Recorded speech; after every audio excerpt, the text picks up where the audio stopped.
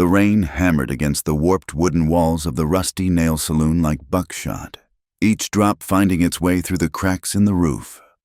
Nora Quinn wiped down the bar counter for the third time that hour, not because it needed cleaning, but because idle hands made her nervous. The place was near empty now, just old Charlie dozed in the corner booth and a couple of miners nursing their last whiskeys before stumbling home to cold beds. She'd been working this bar for 2 years now, ever since she'd fled Kansas with nothing but the dress on her back and memories she'd rather forget. The good folks of Silver Creek didn't ask questions when a woman showed up needing work, not when she could pour drinks steady and keep the rowdier customers in line with a sharp tongue and sharper wit. They just labeled her what they labeled all women who worked the saloon's damaged goods, fallen angels, or worse. Nora didn't much care what they called her anymore. She'd been called worse things by better people. The saloon door creaked open, letting in a gust of cold October air that set the oil lamps flickering. A man stood in the doorway, water streaming off his oilskin coat, creating puddles on the sawdust-covered floor. He wasn't like the usual customers, no swagger, no loud voice demanding service. He moved quiet-like, the way a man moves when he's spent more time with cattle than people. She recognized him, though they'd never spoken. Caleb Rourke, the widower who owned a spread about 7 miles out of town, lost his wife to fever last winter, leaving him with a boy barely old enough to help with chores. The whole town had watched him at the funeral, standing stone-faced while his son cried into his trouser leg. He settled onto a stool at the far end of the bar, placing something wrapped in cloth on the counter between them. His hands were rough, scarred from rope burns and hard work, but gentle as they unfolded the fabric. Inside was a blood-stained handkerchief, delicate lacework at the edges, a woman's handkerchief.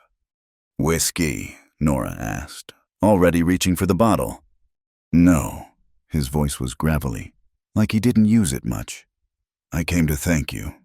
She paused, bottle suspended mid-air. "Thank me. 3 weeks back, my boy Eli got caught up in that brawl outside. You pulled him clear, got him to Doc Morrison's place." He pushed the handkerchief toward her. "This was my Mary's. Eli had it in his pocket that day. Doc's wife cleaned it best she could, but..." He trailed off, staring at the faded blood stains. Nora remembered now. The kid couldn't have been more than 5, caught between 2 drunk cowboys settling a card dispute with fists. She'd dropped the tray of glasses she was carrying. Didn't think twice before diving into the mess to grab him. Got a black eye for her trouble, but the boy was safe. "Any decent person would have done the same," she said, sliding the whiskey bottle back on the shelf untouched. "No," Caleb said quietly. "They wouldn't have. Most decent folks were standing around gawking. You were the only one who moved." The silence stretched between them, filled only by Charlie's snoring and the rain's steady percussion. Nora fidgeted with her bar rag, unused to being on the receiving end of gratitude. In her line of work, men usually wanted something else entirely. "How's the boy?" she asked finally. "Quiet. Quieter than before. Anyway." Caleb's jaw worked like he was chewing on words, deciding which ones to spit out. "He doesn't talk about his ma anymore. Doesn't talk much at all." "Grief's like that sometimes. Locks you up inside yourself." He looked at her then, really looked at her, and she fought the urge to turn away. His eyes were gray as winter sky, tired but kind. "You sound like you know something about it." "We all got our ghosts, Mr. Rourke." He nodded, slow, like he was filing that information away. Then he did something that surprised her. He smiled, just a small quirk of his lips, but it transformed his weathered face. "Just Caleb, Mr. Rourke was my father, and he's been in the ground longer than I care to remember." "All right then, Caleb." The name felt strange on her tongue, too personal for a saloon conversation. He glanced around the near-empty room, then back at her. "You been working here long?" 2 years, give or take. "And before that..." The question hung in the air like smoke. Before that was a story she'd never told anyone in Silver Creek, and she wasn't about to start now. Before that doesn't matter much. He didn't press, just nodded again. You ever work with cattle? The change of subject was so abrupt it startled a laugh out of her. Can't say that I have. Why? My spread's not large, but it's more than one man can handle alone. Eli helps what he can, but he's just a kid. I had a hired hand, but he lit out for the gold fields last month. He paused, seeming to weigh his next words, careful-like. I need someone who can keep house, help with the boy, maybe tend the chickens. Nothing improper, he added quickly. Just work, steady work, room and board included. Nora's hand stilled on the bar rag. You're offering me a job. I'm offering you a different life, if you want it. He gestured vaguely at the saloon. This can't be what you dreamed of doing when you were a little girl. Little girls dream of princes and castles, she said, hearing the bitterness creep into her voice. Then they grow up and learn different. Maybe, but they don't stop needing a safe place to lay their heads at night. She studied him, looking for the catch. Men didn't offer saloon girls respectable work without expecting something in return. But Caleb's face was honest as daylight, weathered and worn but clean of deceit. Why me? She asked. There's plenty of widow women in town who jump at the chance. Respectable women. Respectable women stood by while my boy bled. You didn't. He folded the handkerchief carefully, tucking it back in his coat pocket. Besides, I don't need respectable. I need reliable. Someone who won't run off when winter sets in hard or the work gets difficult. And what makes you think I won't? He stood, settling his hat on his head. Call it a hunch. You strike me as someone who's already done all the running she's going to do. The truth of it hit her like cold water. She was tired of running, tired of looking over her shoulder, tired of being what everyone expected a saloon girl to be. When would you need an answer? I'll be back in town Saturday for supplies, if you're interested. Meet me at the general store at noon. If not... He shrugged. Well, I thank you again for helping my boy. He turned to leave, then paused at the door. One more thing, I won't ask about your past, and you won't need to pretty it up for me. We've all got things we'd rather stayed buried, long as you're straight with me going forward. That's all I care about. Then he was gone, swallowed up by the rain and darkness, leaving Nora standing behind the bar with a decision that could change everything. She picked up her rag and went back to wiping down the already clean counter. But her mind was 7 miles away, imagining a different life on a small cattle spread where maybe, just maybe, she could stop being the woman everyone expected and start being someone new. Charlie stirred in his corner, mumbling for another drink. She poured it automatic-like, her thoughts still on gray eyes and gentle hands and the possibility of waking up somewhere that didn't smell of whiskey and regret. Saturday was 3 days away. 3 days to decide if she had enough hope left to take a chance on kindness from a stranger. Outside, the rain kept falling, washing the dust from the streets and maybe, if she was lucky, washing away some of the past she'd been running from for so long. Saturday came wrapped in autumn sunshine, the kind of crisp October day that made the mountains look close enough to touch. Nora stood outside Henderson's general store at 5 minutes to noon, her carpet bag containing everything she owned resting at her feet. She'd given notice at the Rusty Nail the night before, ignoring Jake's protests and the knowing looks from the other girls who worked the evening shift. You'll be back, Sadie had said, not unkindly. They always come back when they realize what men really want from women like us. But Nora hadn't argued. Maybe Sadie was right. Maybe this was all some elaborate game, and come winter she'd be back pouring whiskey and dodging grabbing hands. Still, she'd rather try and fail than spend another night wondering what if. The church bell was just striking 12 when she saw him coming down Main Street, leading a sturdy wagon pulled by 2 draft horses. Eli sat beside him on the bench seat, small and solemn in a too-big coat that must have been saved from better times. The boy's eyes widened when he saw her, and he tugged on his father's sleeve, whispering something urgent. Caleb brought the wagon to a stop in front of the store. He climbed down with the easy grace of a man who'd spent his life working with his hands, then turned to help his son. Only after Eli's feet were firmly on the ground did he look at Nora. "Wasn't sure you'd come," he said simply. "Wasn't sure myself until this morning." He nodded like that made perfect sense, then gestured to the wagon. "Need to load up supplies first. You mind waiting?" "I can help," she offered, surprising herself. When was the last time she'd offered to help anyone without expecting payment? They worked in companionable silence, loading sacks of flour, coffee, salt, and other necessities.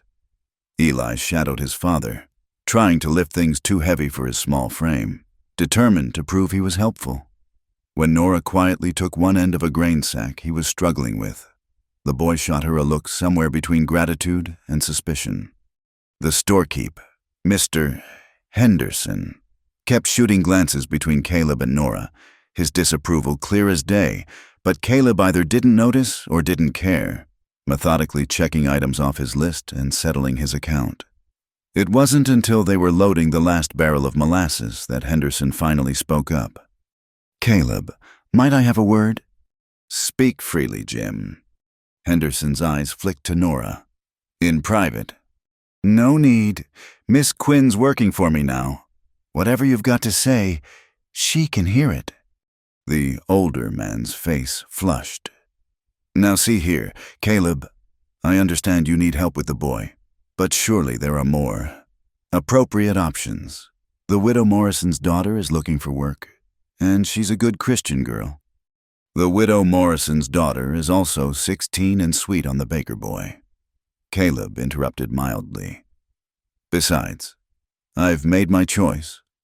"But she's—" Henderson's voice dropped to a harsh whisper. "She works at the Rusty Nail." "Worked, past tense." Caleb hefted the molasses barrel into the wagon bed with a grunt. "And before you start quoting scripture at me, Jim, remember that Mary Magdalene walked with the Lord himself. If he didn't judge, I don't see how it's your place to—" Henderson's mouth opened and closed like a landed fish. Nora felt heat rise in her cheeks, unused to being defended. Most men either pretended she didn't exist in polite company or talked about her like she wasn't standing right there.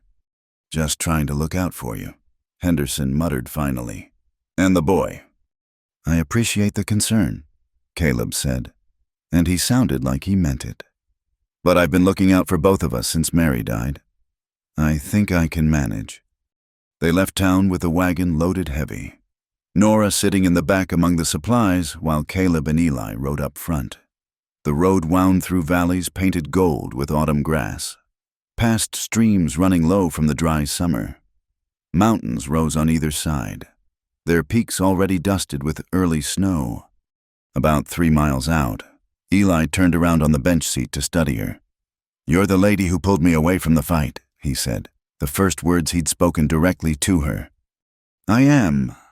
Did it hurt your eye was all purple after—" "Some, but bruises fade." He seemed to consider this. Ma used to say that bruises on the outside heal faster than ones on the inside. The comment hung in the air like morning mist. Caleb's shoulders tensed slightly, but he didn't turn around, keeping his eyes on the road ahead. "Your ma sounds like she was a wise woman," Nora said carefully. "She was—" Eli turned back around. Conversation apparently over. They rode the rest of the way in silence. But it wasn't uncomfortable. The mountain air was clean and sharp, so different from the stale smoke and whiskey fumes of the saloon. Nora found herself breathing deeply, filling her lungs with the scent of pine and sage. The Rourke spread appeared as they crested a small rise, a modest cabin of hewn logs, a barn that had seen better days, a chicken coop, and a corral where a handful of cattle grazed. It wasn't much, but the land around it was good, with access to water and sheltered from the worst of the winter winds. "It's not fancy," Caleb said as he helped her down from the wagon. "But the roof doesn't leak and the stove draws proper—" "Fancy's overrated," Nora replied, meaning it. After some of the places she'd lived, A solid roof and a working stove sounded like luxury. Inside, the cabin was clean, but clearly lacking a woman's touch. Everything was functional. Nothing decorative save for a sampler on the wall that read, "Bless this home," in careful cross-stitch. Mary's work. No doubt. A narrow staircase led to what must be a loft bedroom, while the main floor held the kitchen, a small parlor area, and 2 doors that likely led to bedrooms. "You'll have Mary's sewing room," Caleb said, indicating one of the doors. "I've cleared it out, put in a proper bed.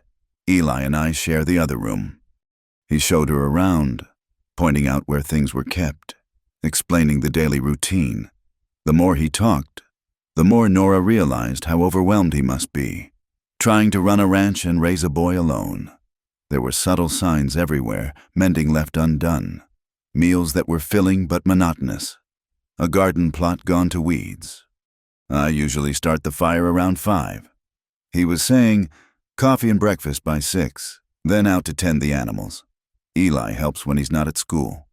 "School," Nora interrupted. "There's a school out here.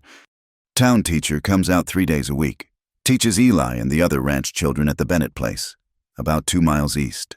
The other days, his ma used to—" He trailed off, jaw tightening.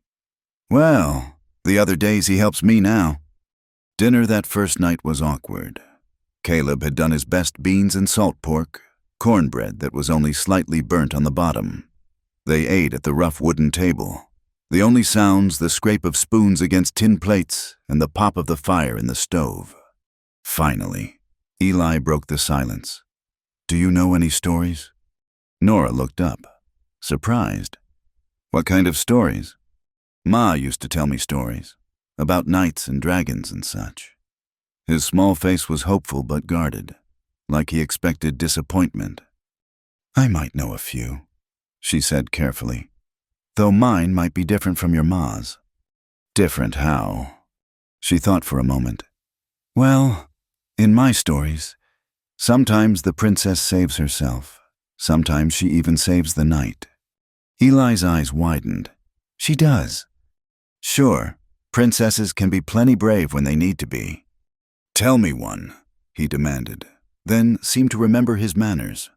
"Please." So she did, spinning a tale about a princess who escaped from a tower not by waiting for rescue, but by braiding her own hair into a rope and climbing down herself. By the end, Eli was leaning forward, completely absorbed, and even Caleb had stopped pretending not to listen. When the story finished, Eli yawned wide. "That was good. Different from Ma's stories, but good." "Time for bed," Caleb said, standing. "Go wash up."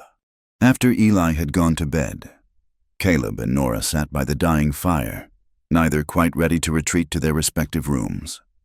"Thank you," he said finally, "for the story. It's the most animated I've seen him in months. He's a good boy, just grieving." "We both are." He stared into the embers. "Some days I forget she's gone. I'll come in from the fields expecting to smell her biscuits baking, hear her humming while she works. Then I remember, and it's like losing her all over again." Nora knew that feeling intimately, though her ghosts were of a different sort. "It gets easier, not better, maybe, but easier." He looked at her then, really looked at her the way he had that night in the saloon. "You lost someone too?" "In a way." She chose her words carefully. "I lost who I used to be. Sometimes that's its own kind of death." He didn't ask for details, and she was grateful. Instead, he stood and banked the fire. "I'll be up before dawn. You don't need to rise with me. Take tomorrow to settle in. Get your bearings. Come Monday. We'll start working out a routine." She nodded, suddenly exhausted. It had been years since she'd felt safe enough to truly rest, and the quiet of the cabin was already working its spell. As she lay in the narrow bed that night, listening to the unfamiliar sounds of the country wind in the pines, a distant coyote, the creak of settling wood, she wondered what she'd gotten herself into. But beneath the uncertainty was something else, something she hadn't felt in so long she'd almost forgotten its name. Hope. The first frost came 2 weeks after Nora's arrival, painting the world in silver and white. She woke before dawn, as had become her habit, and found Caleb already in the kitchen, nursing a cup of coffee and staring out the window at his frozen fields. "Winter's coming early," he said without turning around. She poured herself coffee from the pot on the stove, grateful for the warmth. The cabin was well built, but cold still crept through the chinks between logs. "Will the cattle be all right?" "Should be. Need to move them to the lower pasture today, closer to the barn." He glanced at her. "You don't need to help. It's rough work." "I've done rough work before." The words came out sharper than intended, and she softened her tone. "Besides, I'm here to help, aren't I?" A ghost of a smile crossed his face. "That you are." They worked side by side that day, driving the small herd down from the upper meadows. Nora had never worked cattle before, but she was a quick learner, and the horse Caleb gave her, a steady mare named Buttercup, seemed to know the job better than she did. By noon, her hands were chapped from the cold and her back ached, but the cattle were safely in their winter pasture. "You did good," Caleb said as they rode back to the barn. "Better than my last hired hand," and he claimed to have been working cattle since he could walk. The praise warmed her more than it should have. When was the last time someone had told her she'd done good at anything respectable? That evening, as she prepared supper she'd taken over cooking duties after that first night's burnt cornbread, Eli burst through the door with uncharacteristic excitement. Miss Nora, look what I found." He held out his cupped hands, revealing a tiny bird, its wing bent at an awkward angle. "Careful now," she said, setting down her stirring spoon. "Let me see." Together they examined the injured sparrow. Its wing was definitely broken, but its eyes were bright and it chirped indignantly at being handled. "Can we fix it?" Eli asked, his face anxious. "We can try. Get me some thin sticks from the kindling box, and I'll need some thread from my sewing basket." As she carefully splinted the tiny wing, Eli watched with rapt attention. "How do you know how to do that?" She paused, memories threatening to surface a different time, a different place, when she'd learned to tend injuries that couldn't be taken to doctors. "Someone taught me once. Sometimes you have to learn to fix broken things yourself." "Ma used to fix broken things," Eli said quietly. "She fixed my toy soldier when the arm came off, and she fixed Pa's favorite cup when he dropped it." "But she couldn't fix herself," he added, so soft she almost didn't hear it. Nora's hand stilled on the bird. "No, sweetheart, sometimes people can't be fixed, no matter how much we want them to be. But that doesn't mean they don't try, or that they love us any less." Eli looked at her with those two old eyes. "Do you think she knew that she was dying?" "I don't know, but I know she loved you. That kind of love doesn't die, even when the person does." He seemed to consider this, then carefully took the bird from her hands. "Can we keep him until he's better?" "We'll need to ask your PA, but I don't see why not. We'll make him a nice box with some soft cloth." When Caleb came in from the barn, he found them constructing a makeshift bird hospital from an old crate. He stood in the doorway for a moment, watching as Eli chattered about proper bird care and Nora listened with patient attention. "What's all this then?" he asked finally. "We're saving a bird," Eli announced. "Miss Nora showed me how to fix his wing." Caleb's eyes met Nora's over the boy's head. Something passed between them, silent but significant. "Well then, guess we've got ourselves a patient." That became the pattern of their days: work, meals, quiet evenings by the fire. Nora found herself settling into the rhythm of ranch life with surprising ease. She learned to milk the cow, gather eggs without getting pecked, and even helped Caleb repair a section of fence that the wind had blown down. But it was the evenings she treasured most. After supper, Eli would beg for a story, and she'd oblige, drawing from the deep well of tales she'd collected over the years. Sometimes they were fairy stories with her own twist, sometimes adventures she'd heard from travelers at the Saloon. carefully edited for young ears. One night, about a month after her arrival, she was darning socks by lamplight when Eli approached, looking unusually nervous. "Miss Nora." "Yes. Some of the kids at school, they said things about you." She set down her darning, heart suddenly heavy. She'd known this would come eventually. "What kind of things?" "They said you used to work at a bad place, that nice ladies don't work at saloons." His face was troubled. "Is it true?" She could lie. It would be easy, might even be kinder, but she'd promised Caleb honesty, and the boy deserved no less. "Yes, it's true. I did work at a saloon." Why? How to explain to a child the limited choices available to a woman alone in the world? Sometimes people have to do things they don't want to do to survive. I needed work, and that was the work I could find. "But you don't work there anymore." "No, your PA offered me a better job, and I took it." Eli digested this information with the seriousness of a judge. "Tommy Bennett says his ma says you're not respectable, but you seem respectable to me." "Thank you," she said, throat tight. "Ma always said it's not where you've been that matters, but where you're going." He paused, then added, "I'm glad you're going here." Before she could respond, he'd scampered off to check on his bird, leaving her sitting in the lamplight, eyes burning with unshed tears. Later, after Eli was in bed, she found Caleb on the porch. Despite the cold, she wrapped her shawl tighter and joined him. "The children are talking," she said without preamble. "At school. About me. I know. Jim Bennett made sure to tell me when I was in town yesterday." He was quiet for a moment. "You want to leave?" The question surprised her. "Do you want me to—" "No." The answer was immediate, firm. "But I won't force you to stay somewhere you're not wanted." "I've never been wanted anywhere," she said, the truth slipping out before she could stop it. "At least here, I'm useful." "You're more than useful." He turned to look at her, his face serious in the moonlight. Eli's starting to smile again. He's talking more, engaging with the world instead of just existing in it. That's because of you. He's a good boy. He just needed time. Maybe. Or maybe he needed someone who understands loss in a way I can't quite reach. Someone who's rebuilt themselves from broken pieces. She didn't know what to say to that, so she said nothing. They stood together in comfortable silence, watching their breath cloud in the cold air. "I had an idea," Caleb said finally.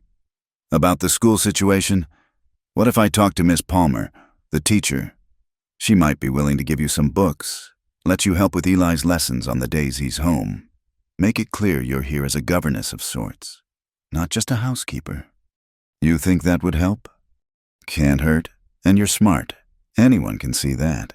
Might as well put it to use." The idea of being seen as something more than a fallen woman was almost too much to hope for. But Caleb seemed to believe it possible, and his faith was infectious. "All right," she said. "Let's try." The next morning brought a surprise. She was feeding the chickens when she heard hoofbeats approaching. A woman on horseback rode into the yard, sitting straight and proper despite the difficult trail. It was Mrs. Bennett, Tommy's mother and one of the town's most prominent moral guardians. "Mrs. Bennett," Nora said carefully. "Can I help you?" The woman dismounted with surprising grace for someone of her considerable girth. "I came to see for myself," she announced. "To see what kind of woman Caleb Rourke has brought into his home." Nora's chin lifted slightly. "And what have you concluded?" "Mrs." Bennett's eyes swept over her, taking in the simple calico dress, the apron, the basket of eggs. "You're not what I expected." "Disappointed." "Confused." The older woman's stern expression cracked slightly. "Eli can't stop talking about you at school. How you fixed a bird's wing, how you tell the best stories, how you make biscuits almost as good as his mother's." She paused. "That last one nearly broke my heart. Mary's biscuits were legendary." "He's a sweet boy," Nora said carefully. He's a boy who lost his mother too young, and his father— Mrs. Bennett sighed.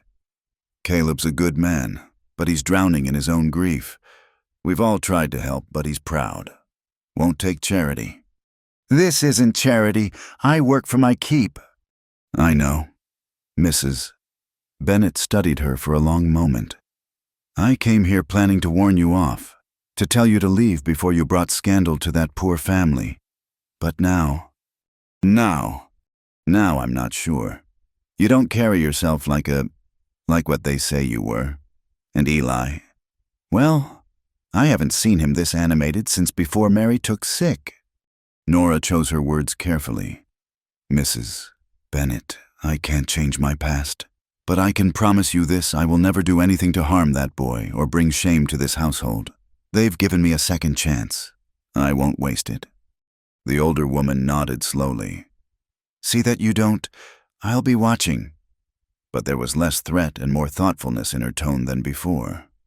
After she left, Nora stood in the yard for a long time, holding her basket of eggs and wondering if maybe, just maybe, she could build something new from the ashes of her old life. Inside the cabin, she could hear Eli talking to his bird, promising it that its wing would heal soon, that it would fly again. She understood the feeling. For the first time in years, she felt like she might be healing too, might even remember how to fly. December arrived with a vengeance, bringing snow that piled against the cabin walls and turned the world into a pristine white wilderness. Eli had grown more comfortable with Nora's presence, though he still maintained a careful distance, like a half-wild creature learning to trust. It was during one of these snowy evenings that everything shifted. Nora was kneading bread dough, her sleeves rolled up past her elbows, when Eli came to stand beside her at the kitchen table. He'd been doing this more lately, hovering nearby while she worked, not quite ready to engage, but unwilling to stay away. Miss Nora. His voice was small, uncertain. She kept her attention on the dough, having learned that Eli sometimes found it easier to talk when she wasn't looking directly at him. Can I help? She paused, surprised. In the 2 months she'd been here, he'd never offered to help with kitchen work. That had been his mother's domain, and he'd treated it like sacred ground. Of course. Wash your hands first. He scrambled to comply, then stood beside her, waiting for instruction.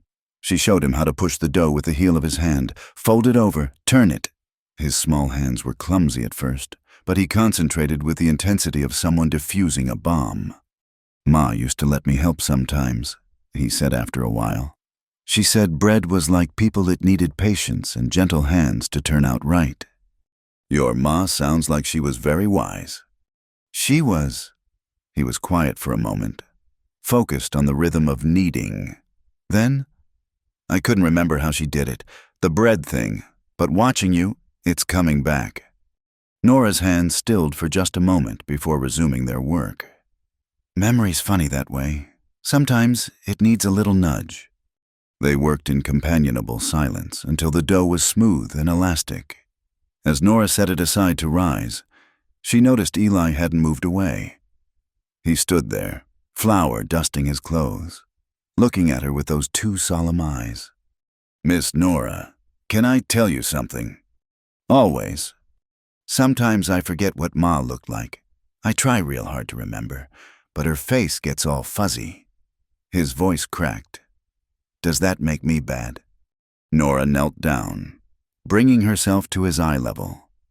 Oh, sweetheart, no, that doesn't make you bad at all. It just makes you human. But I don't want to forget her. You won't, not the important parts. You'll remember how she made you feel safe, how she laughed, how she loved you. Faces might fade, but love doesn't. His chin trembled. I'm scared I'll forget everything. Then we'll help you remember. You can tell me stories about her, and I'll help you keep them safe. How's that? He nodded, then surprised them both by stepping forward and wrapping his thin arms around her neck. She froze for a heartbeat, then carefully returned the embrace, feeling the bird-like beat of his heart against her chest. That's how Caleb found them when he came in from the barn, his son clinging to Nora like she was an anchor in a storm. Both of them dusted with flour and Eli's face wet with tears. He stopped in the doorway, and Nora met his eyes over Eli's head, suddenly uncertain, but Caleb just nodded, a world of gratitude in that simple gesture, and quietly hung up his coat. Later that evening, after Eli had exhausted himself telling stories about his mother, how she sang off-key but with enthusiasm, how she always saved the biggest piece of pie for Caleb, how she once chased a raccoon out of the kitchen with a broom, he fell asleep on Nora's lap as she sat in the rocking chair by the fire. "I should put him to bed," Caleb said softly, but made no move to get up from his own chair. "Let him be a minute. He's had a big day." Caleb studied them, his expression unreadable in the firelight. "He hasn't let anyone hold him like that since Mary died, not even me. Grief's a strange beast. Sometimes it's easier to let a stranger in than the people who share your pain. You're not a stranger anymore." The words hung between them, weighted with meaning. Nora kept her eyes on Eli's sleeping face, afraid of what she might see in Caleb's if she looked up. "I saw Mrs. Bennett in town yesterday," he continued. "She had some interesting things to say about you." Nora's stomach clenched. "Oh." "Said you were surprisingly decent for a woman of your background. From Mrs. Bennett. That's practically a ringing endorsement." Despite her anxiety, Nora felt a smile tug at her lips. "High praise indeed." She also said Eli's been doing better at school, more engaged. She said, even helped young Sally Morrison with her arithmetic. "He's a bright boy. He just needed you," Caleb interrupted quietly. "He needed you. We both did." Now she did look up, meeting his steady gaze. "Caleb, I know what I said when I hired you. No expectations beyond the work. And I meant it, but I'd be lying if I said—" He stopped, running a hand through his hair in frustration. "I'm no good with words." "Then don't use them," she said softly. They sat in silence, the fire crackling between them. Eli's breathing deep and even. Outside, snow continued to fall, blanketing the world in temporary peace. Finally, Caleb stood. "I'll take him to bed now." He gathered Eli gently, the boy stirring but not waking. As he passed Nora's chair, he paused. "That scar on your shoulder," he said quietly. "The one you try to keep hidden. Someone hurt you." It wasn't a question. Nora's hand went unconsciously to her left shoulder, covered now by fabric but somehow still visible to him. "Yes. They still looking for you?" The question she'd dreaded since arriving. "I don't know. Maybe, probably not. It's been 3 years." He nodded, adjusting Eli's weight in his arms. "Well, if they come looking, they'll have to go through me first." Then he was gone, carrying his son to bed, leaving Nora sitting by the fire with tears streaming down her face. Not from sadness or fear, but from the overwhelming relief of finally finding a place where she might be safe. The next morning brought clear skies and bitter cold. Nora was collecting eggs when she heard horses approaching, multiple horses, moving fast. Her blood turned to ice. But it was only the Bennett boys, Tommy and his older brother Samuel, racing each other across the fresh snow. They pulled up short when they saw her, Tommy's face reddening. "Morning, Miss Nora," Samuel said politely. He was 16, nearly a man, and had his mother's steady demeanor. "Ma sent us with an invitation." He handed her an envelope, sealed with wax. Inside, in Mrs. Bennett's precise handwriting, was an invitation to their Christmas gathering 2 weeks hence. "Everyone's invited," Tommy blurted out, then seemed to realize what he'd said. "I mean, Pa said to make sure you knew you were welcome. Ma especially said." Nora read the invitation twice, hardly believing it. The Bennett's Christmas gathering was a cornerstone of the community's social calendar. To be invited was to be accepted, at least provisionally. "Thank you," she managed. "Please tell your mother we're honored." After they left, she stood in the cold morning air, holding the invitation like it was made of gold. Through the kitchen window, she could see Caleb and Eli at the table. Eli chattering about something while Caleb listened with that quiet attention he gave his son. They weren't just offering her work anymore. They were offering her a place in their world, in their community. The scared woman who'd fled Kansas 3 years ago would have run from such inclusion. Sure, it was a trap or a cruel joke. But the woman she was becoming, the one who fixed bird wings and made bread and held grieving children, that woman was brave enough to stay. She tucked the invitation into her apron pocket and went inside, where warmth and belonging waited. Eli looked up as she entered, his face bright with excitement about something, already reaching for her to share his news. Caleb's eyes met hers over his son's head, and his smile was like sunrise after a long, dark night. "Miss Nora," Eli exclaimed. "Pa says we can keep the bird even after his wing heals. We can build him a special house outside so he can come and go as he pleases." "That's wonderful," she said, settling into her chair at the table, her chair. She realized with a start. When had that happened? When had she stopped being a guest and become part of the family? As Eli continued his excited planning and Caleb added quiet suggestions, Nora felt something shift inside her chest. The walls she'd built, brick by brick, to protect herself from hope and hurt, were beginning to crumble. And for the first time in years, she was willing to let them fall.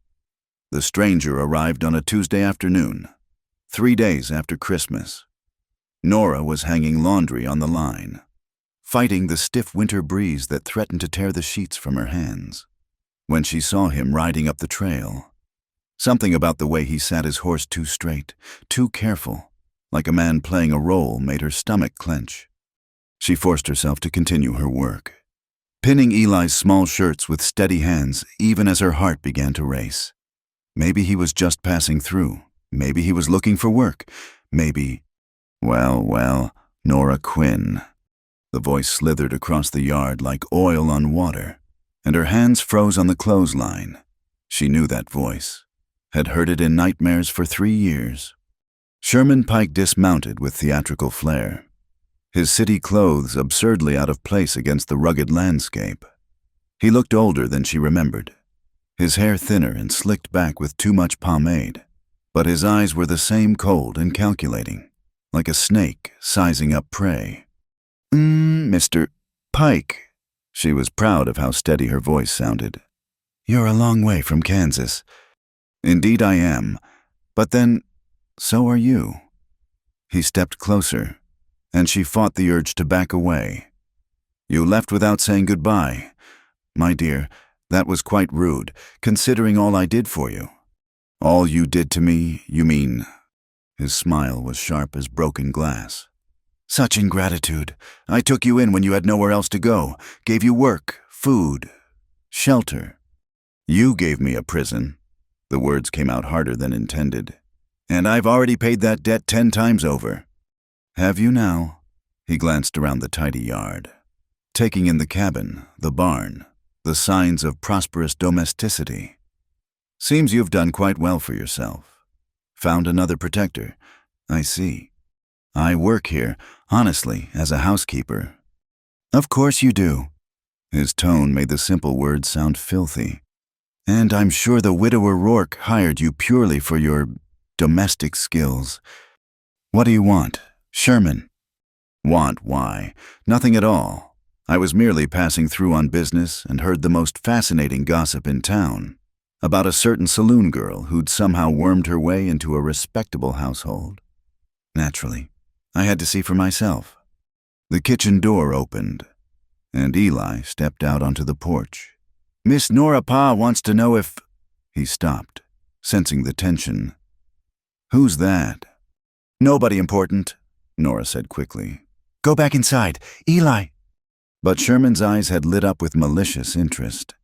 "So, this is the boy, Mary Rourke's son. Such a tragedy, losing his mother so young, and now his father's brought a woman of—" questionable reputation into their home. What would the good people of Silver Creek think if they knew the whole truth? They know I worked at a saloon, Nora said, moving subtly to place herself between Sherman and Eli. I've hidden nothing. A saloon, Sherman laughed, the sound like breaking china. Oh, my dear, is that the story you've told? How creative. But we both know there's so much more to it than that. Eli, go inside, now! She used the firm voice that brooked no argument, and the boy reluctantly obeyed, though she could see his face pressed against the window. Once he was gone, she turned back to Sherman. Say what you came to say and leave. Very well.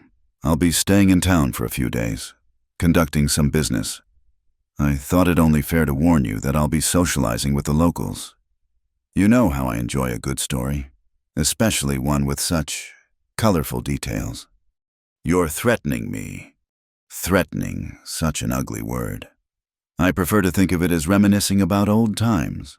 Of course, if you'd prefer, I keep those memories to myself. He let the sentence dangle like a noose. What do you want? She asked again, exhaustion creeping into her voice.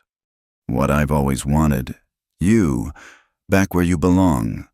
I've established a new enterprise in Denver, much more refined than the Kansas operation. You'd have your own room, better clientele. No. His eyebrows rose. Just like that, you won't even consider it. There's nothing to consider. I'm not that person anymore. Oh, but you are. You can play house all you want, dress in calico and pretend to be respectable. But we both know what you really are, what you'll always be. The words hit like physical blows, each one aimed at the fragile sense of self she'd been building. But then she heard the door creak behind her and felt, rather than saw, Caleb's presence on the porch. Everything all right out here? His voice was calm, but Nora heard the steel underneath. Sherman's demeanor shifted instantly, becoming oily and obsequious. Mr. Rourke, I presume Sherman Pike, at your service. I was just catching up with an old acquaintance. Caleb descended the porch steps slowly, deliberately, coming to stand beside Nora. Not in front of her. She noticed, beside her. And you are, as I said, Sherman Pike. I knew Miss Quinn back in Kansas. We were business associates. Were, Caleb repeated, past tense. Well, yes, but... Then seems to me there's nothing more to discuss. This is private property. Mr. Pike, I'll ask you to leave. Sherman's false smile faltered. Of course, I wouldn't want to overstay my welcome, but Mr. Rourke, as one businessman to another, I feel I should warn you. About what that Miss Quinn worked in a saloon, already know that. That she left Kansas under difficult circumstances. Know that, too. Caleb's voice remained steady, almost conversational. What I don't know is why you rode 7 miles out of town to tell me things I already know. Perhaps you don't know everything. I know enough. Caleb stepped forward slightly. He wasn't a large man, but he had the quiet strength that came from years of hard work. I know Miss Quinn has been nothing but honest with me. I know she's been good to my boy, and I know that whatever business you had with her is finished. Sherman's eyes narrowed. You seem very sure of yourself. I am, even if I were to tell you. Mr. Pike, Caleb's voice dropped lower. I'm a patient man by nature, but you're testing that patience. You've said your piece. Now get off my land. For a moment, Sherman's mask slipped, revealing the cruel calculation beneath. Then he smiled again. All false charm. Of course, my apologies for the intrusion, but I'll be in town for several days if you change your mind. Good day to you both. He mounted his horse with less grace than he dismounted, his cityfied clothes making him clumsy. As he rode away, he called back over his shoulder, I'll be seeing you, Nora, one way or another. They stood in silence until he disappeared over the ridge. Then Nora's knees gave out, and she would have fallen if Caleb hadn't caught her elbow. Easy now, he said gently. Let's get you inside." But she pulled away, wrapping her arms around herself. "You don't understand. He'll tell everyone. Not just about the saloon, but the rest, the things I had to—" She couldn't finish, couldn't speak the words aloud. "I figured there was more to it," Caleb said quietly. Man like that doesn't chase a woman across territories just because she served drinks. Shame flooded through her. "I'm sorry. I should have told you everything. I'll pack my things." "Why?" The simple question stopped her cold. "What? Why would you leave because some oily snake from your past showed up making threats?" He shook his head. "Takes more than that to run me off, and I'd hope the same is true for you. But when people find out, they'll gossip, same as they did when I first hired you, and then they'll move on to the next scandal, same as they always do." He paused.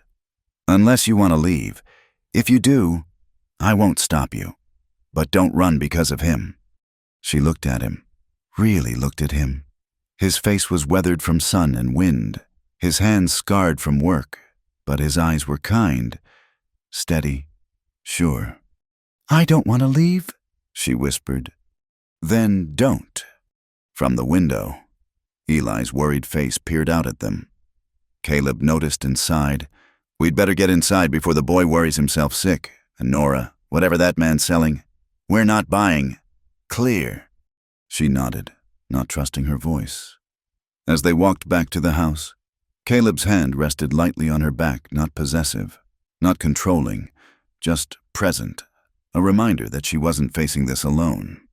Inside, Eli peppered them with questions about the stranger, his young face creased with worry. Nora answered what she could, keeping her explanations simple and age-appropriate. Yes, she knew the man from before. No, he wasn't a friend. Yes, he was leaving and wouldn't be coming back to the ranch. But even as she reassured Eli, she knew Sherman Pike wasn't done. He never gave up when he wanted something, and for reasons she'd never fully understood. He wanted her, not just her body or her work, but her submission, her defeat. That night, she lay awake listening to the wind howl around the cabin, planning. Sherman would make good on his threats. She knew that as surely as she knew the sun would rise. The question was how to minimize the damage, how to protect this fragile new life she'd built. She thought of Caleb's steady presence, of Eli's trusting eyes, of Mrs. Bennett's grudging acceptance and the invitation to Christmas dinner that had felt like a miracle. All of it balanced on a knife's edge now, ready to topple at Sherman's slightest push. But for the first time in her life, she had something worth fighting for. And Sherman Pike was about to learn that the scared girl he'd controlled in Kansas was gone. In her place stood a woman who'd found her strength in the most unexpected place, a small ranch in the mountains, where a grieving father and son had given her not just work, but a home. Sunday service at the Silver Creek Methodist Church was always well attended, but this particular morning, the pews were packed tighter than usual. Word traveled fast in small towns, and Sherman Pike had made sure to spread his poison thoroughly during his 3 days in town. Nora sat between Caleb and Eli in their usual pew, her spine straight and her eyes fixed on Reverend Morrison at the pulpit. She could feel the weight of dozens of stares, hear the whispered conversations that stopped abruptly whenever she turned her head. "Pay them no mind," Caleb murmured, his voice barely audible above the Reverend's opening prayer. But it was hard to ignore when Mrs. Henderson, the storekeeper's wife, deliberately moved her children away from their pew, or when Thomas Fletcher, who'd always tipped his hat to her in passing, now looked through her as if she were invisible. Eli, sensitive to the atmosphere, pressed closer to her side. "Why is everyone acting strange?" he whispered. "Hush now," she said softly. "Listen to the sermon." Reverend Morrison, a thin man with kind eyes and prematurely gray hair, seemed to sense the tension in his congregation. His sermon text was from the Gospel of John, the woman taken in adultery.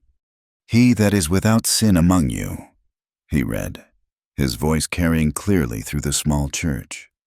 "Let him first cast a stone at her." Nora felt Caleb's hand brush hers where it rested on the pew between them. Not holding, just a brief touch of solidarity. The sermon was shorter than usual, and when it ended, Reverend Morrison did something unexpected. Instead of dismissing the congregation immediately, he remained at the pulpit. "Before we depart," he said, "I feel moved to speak plainly.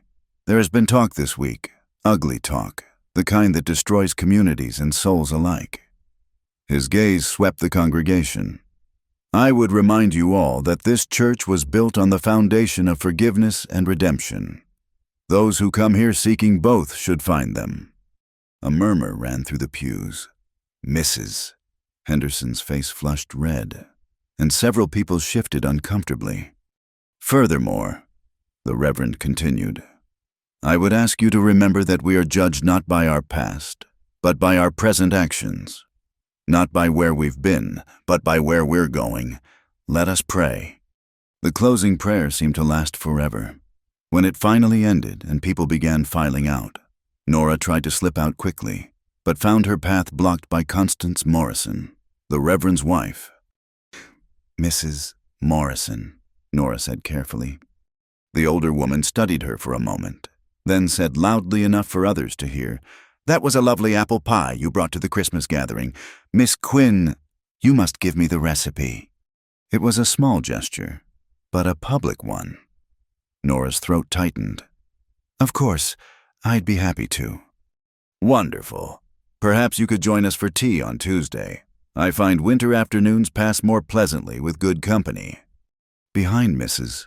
Morrison, Nora could see Mrs. Henderson's shocked face, but there were others, Mrs. Bennett, nodding approvingly. Young Mrs. Fletcher, Timothy's wife, offering a tentative smile. Doc Morrison's wife, who'd cleaned Eli's bloodied handkerchief months ago, stepping forward to second the tea invitation. Not everyone, but enough. Enough to stand against the tide Sherman Pike had tried to unleash.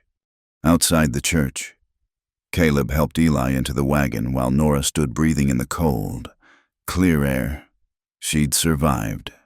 They'd survived. Miss Quinn. She turned to find Sherman Pike standing beside a rented buggy, his city clothes even more ridiculous in the bright morning light. "I heard the sermon," he said, his smile sharp. "Very touching, but sermons don't change facts." "No," she agreed. "They don't. The fact is, I'm not going anywhere with you." "We'll see about that." He glanced at the wagon where Caleb was waiting. "I've been making inquiries. Did you know there's talk of appointing a new judge for the circuit, a man more concerned with moral standards than the current one? A man who might look unfavorably on certain domestic arrangements." "What are you talking about?" "An unmarried woman living with a widower, caring for his child. Some might call that improper, even grounds for removing the child to a more suitable environment." Ice flooded her veins. "You wouldn't?" "Wouldn't I unless, of course, you were to leave voluntarily, today, with me. The boy needs a proper moral influence, not a woman of your background playing at respectability." His voice dropped. "Come with me now, and I'll leave them be. Stay, and I'll make sure that child is taken somewhere far from both of you." Nora's hands clenched into fists. The old her would have folded, would have sacrificed herself to protect others. But the woman she'd become, the one who'd earned Eli's trust and Caleb's respect, that woman was made of sterner stuff. "Try it," she said quietly. "Make your accusations. File your complaints. And I'll tell them everything. Not the pretty story you've been spreading, but the truth about the girls you kept locked up, about the debts you invented to keep them trapped, about what you really are. Sherman." His face went pale. "You wouldn't dare. You'd destroy yourself." "Maybe, but I'd take you with me." She stepped closer, no longer the frightened girl he'd known. "I've got nothing left to lose but them. And if you try to hurt that boy or his father, I'll make sure everyone knows exactly what kind of man you are. Every detail, every name." "You're bluffing." "Mrs. Morrison invited me to tea. Thinks she'd be interested in hearing about Sarah. She was 15 when you hired her. Or maybe about Caroline, who tried to leave and mysteriously disappeared. Sherman's carefully maintained composure cracked. You have no proof. Don't I? 3 years is a long time. Sherman, long enough to write things down, long enough to hide those writings somewhere safe. It wasn't entirely true she'd been too terrified to keep records then, but he didn't know that. They stared at each other, predator and prey no longer clear which was which. Finally, Sherman stepped back. You've changed, Nora. Yes, she said simply. I have. This isn't over. Yes, it is. Leave town. Sherman, today, don't come back. Don't write. Don't send messages. If I see you again, if I even hear you've been asking about me, I'll destroy you. He studied her for a long moment, and she saw him realize she meant it. Whatever hold he'd once had over her was broken. The cost of pursuing her had become higher than the prize. Without another word, he climbed into his buggy and drove away. Nora stood watching until he disappeared, then walked on shaking legs to where Caleb waited with the wagon. Everything all right? Caleb asked as he helped her up. Yes, she said, and meant it. Everything's fine. On the ride home, Eli chattered about the sermon and Mrs. Morrison's invitation and whether the Reverend really meant that story about casting stones. Nora let his voice wash over her, grounding her in the present. Nora, Caleb said quietly when Eli paused for breath. What did he want? To take me back, to threaten you and Eli if I didn't go. His hands tightened on the reins. And I told him what would happen if he tried. She looked at him sideways. I'm not the same person who ran from Kansas. This place, you and Eli, you've given me something worth fighting for. We didn't give you anything, Caleb said. You already had the strength. We just gave you a place to let it show. That evening, as she tucked Eli into bed, he caught her hand. Miss Nora, that man won't come back, will he? No, sweetheart, he won't. Good, because I told Tommy Bennett that you were staying forever. And if you left, I'd look stupid. She laughed, the sound surprising her. Well, we can't have that. So you're staying forever. Forever was a big word, a dangerous word. But looking at his hopeful face, she found herself nodding. As long as you'll have me. Forever then, he said with the certainty of childhood. Because we're family now. Right, not by blood, but by choice. Ma told me once that chosen family is just as real as born family, sometimes realer. Nora's eyes burned. Your ma was right. She usually was. Wasn't she? Yeah. He yawned hugely. I'm glad you're our chosen family, Miss Nora. Later, sitting by the fire with Caleb, she told him everything. Not just about Sherman's threats, but about her past, the whole ugly truth of it.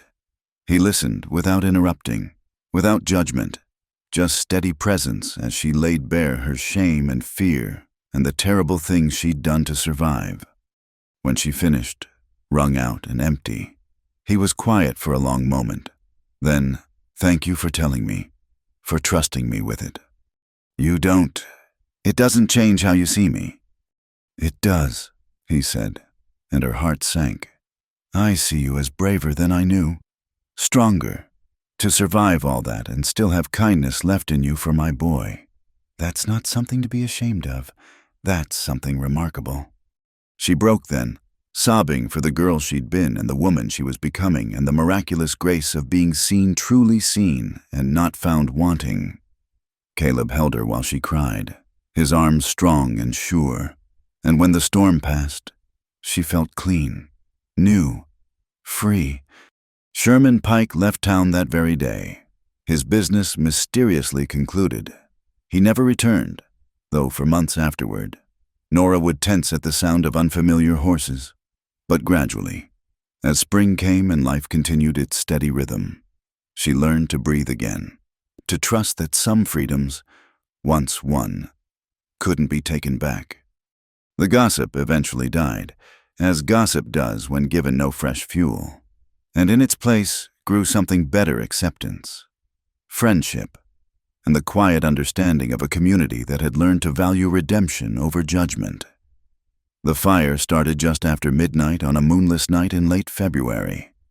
Nora woke to the acrid smell of smoke and the terrified whinnying of horses. For a moment, disoriented by sleep, she thought she was back in Kansas, in another fire, another life. Then reality crashed in. "Fire!" she shouted, throwing off her quilts and rushing from her room. "Caleb, fire in the barn!" She heard Caleb's feet hit the floor in the other bedroom, heard him cursing as he struggled into his boots. But it was Eli's voice that made her blood run cold. "Pa, I'm going to help the horses."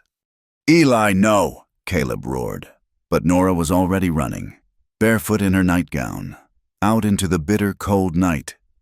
The barn was fully ablaze, flames licking up the sides and through the roof. The horses were screaming, trapped in their stalls.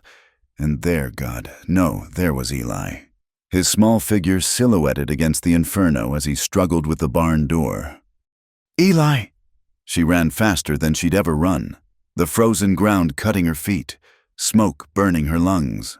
The boy had managed to open one of the doors and was trying to go inside when she reached him. "The horses!" he cried, fighting against her as she grabbed him. "We have to save them." "No, Eli, it's too dangerous." A beam crashed down inside the barn, sending a shower of sparks into the night sky. The horses' screams intensified, and Eli broke free from her grip with desperate strength. "A Buttercup's in there, Ma's horse." He darted through the doorway before she could stop him. Without thinking, Nora plunged in after him. The inside of the barn was hell itself, smoke thick as wool, heat that seared her lungs with every breath, the deafening roar of flames eating through timber. She could barely see Eli ahead, coughing and stumbling toward the stalls. "Eli!" She caught up to him just as he reached Buttercup's stall. The mare was wild with terror, rearing and striking at the walls. "We have to go." "Not without her." He was sobbing now, fumbling with the stall latch. "She's all I have left of Ma." Nora's hands joined his on the latch, working frantically. The metal was already hot enough to burn, but they managed to swing the door open. Buttercup burst out, knocking them both to the ground in her panic to escape. A terrible creaking sound above made Nora look up. The roof beam directly overhead was sagging, glowing with heat, ready to collapse. "Move!" She grabbed Eli, half dragging, half carrying him toward where she hoped the door was. The smoke was so thick she couldn't see, could only feel her way along. One arm around Eli, the other stretched out in front of her. The beam gave way with a sound like thunder. Nora threw herself over Eli, shielding him with her body as burning debris rained down. Pain exploded across her back and left arm as embers burned through her thin nightgown. She bit back a scream, focused only on protecting the child beneath her. Then strong hands were pulling them both, dragging them toward blessed cool air. Caleb, she realized dimly, he'd come for them. They burst out of the barn just as more of the roof collapsed, sending a pillar of sparks into the night sky. Caleb dragged them well away from the building before collapsing to his knees. Eli clutched in his arms. "What were you thinking?" he shouted at his son, his voice breaking. "You could have been killed."